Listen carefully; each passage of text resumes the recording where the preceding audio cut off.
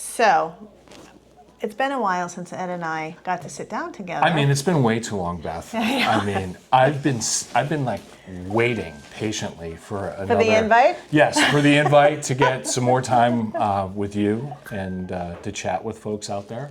So today we're going to talk about rent control. Okay, let's talk about rent control. That's been pretty popular in the news cycle the last few months in the greater Boston area for sure. Yeah, where they were going to try and pass this huge rent control bill. Now, as a landlord, it was not a good thing. Yeah, there's some pros and there are a lot of cons to it. You know, I try to when I'm looking at an issue, I try to put myself in the shoes of somebody on both sides of the issue. Mm-hmm. And yeah, I totally get it.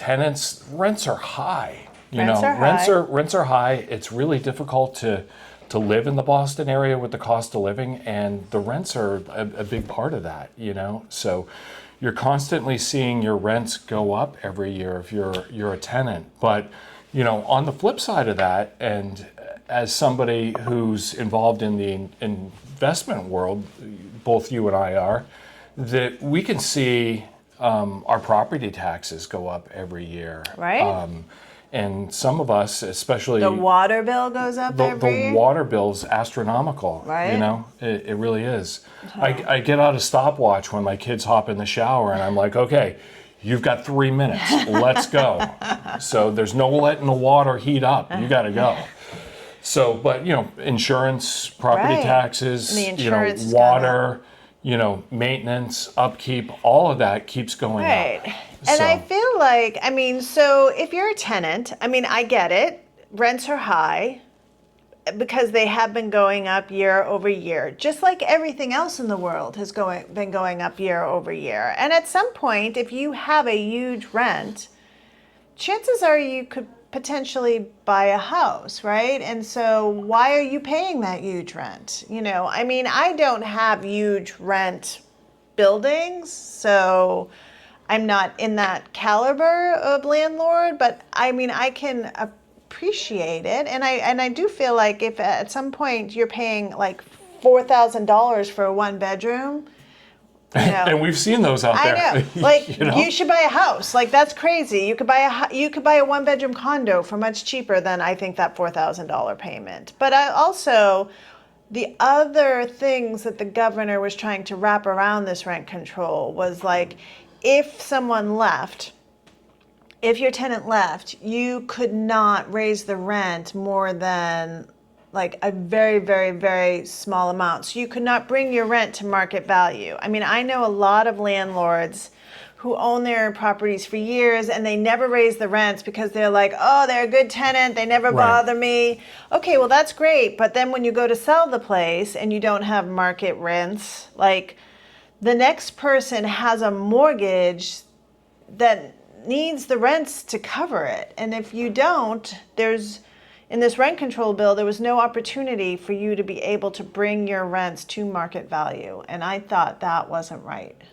I agree with you 100% on that. A lot of small, mom and pop landlords really give folks a break on rent. If there's if you have what you envision as a great tenant and they're respectful of the property, they take care of things, and there's no issues, then you try to keep the rent low and kind of reward that person. You definitely do. I have a building where when I bought it, there were two people in there. They were old. One of them was paraplegic. Okay. Like, I was never raising their rent. I have not raised their rent. It's been 4 years. I have not raised their rent. We are way under market rent. Yeah. But I just felt like for them, like, that would just have been, I'm just not going to be that person. So they're both living there at, way probably $500 now under the rent I could be getting. And, when they leave, great, I'll make it right again. But for now, we're just living with it. So, yeah. But not everyone's a good person. No, not. There are some professional tenants out there. There are also people that, don't treat properties the way they should. And there are, different larger landlords out there who, for lack of a better word, are slumlords Yeah. and don't take Don't care of ever their take- yeah, properties don't and take care charge of the it. maximum amount of rent Right. and are not very responsive. Unfortunately, there are those types of landlords out there. So. Yeah, they're definitely. And then there's the corporate landlords too. We've Right. got a bunch of Avalon developments around, and I have clients who live in Avalon properties, and they do a decent job of taking care of their property. But if you've ever been in one of those properties, the rent goes up every year. Every year. No matter what. No matter what. Yeah. So, yeah. Yeah, they Or do there's like the airline things. Like one day it's this much, and then the Yes. next day it's like this much. If it's if it's a place coming due in like May through September, they're like raising the rent as much as they can. If it's December, sometimes they'll give you a little break. Of, Yes, if it's an off time of year, the rent's going to be a couple $100 Yeah. lower to get you in there, and then after your lease is renewed, Yeah. it resets to typically the September time Right. frame, and the rent goes up. Yeah. So Yeah. I've seen It's that tricky. happen, and there are other fees like parking fees, Right. and Right. you need an extra key. Okay, there's a fee. yeah, and, there's a fee for everything. and things Right. like that. So it gets a little But- crazy, and But they're I get nice. that. They're nice units, and people don't mind living in them, right? Right, So they're and that's their model. Right. They offer some amenities that small mom and pops don't. Right. A lot of them have pools and gyms and clubhouses and things yeah, all like kinds that. of nice things. So there's certainly a place for that. Yeah. So, but I think, overall, this rent control bill was designed with. It has good intentions, but I For think the tenants. for the tenants, but I think it was poorly Yeah. designed. Right. And I think we're going to see the rent control bill in some form again, and Right. hopefully it will come back in a form that is a happy medium between Reasonable. what the landlords and the tenants need, because there needs to kind of be a meeting of the minds there. 100%. Yeah.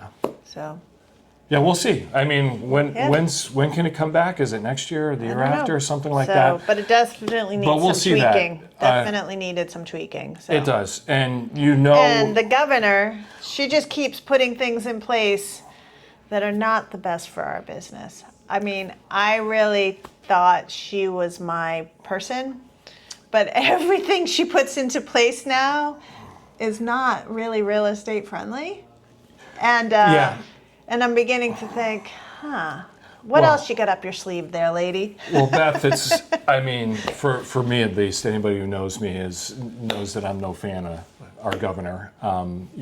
She's done a few things right here and there, but overall, a lot of the policies have been bad for real estate and bad for business in this state. So, unfortunately, that continues. Maybe we'll have a change. Who knows in Massachusetts? Who knows? So you To never be know. continued. To be continued. We'll see, right? We'll see. In November. Yep.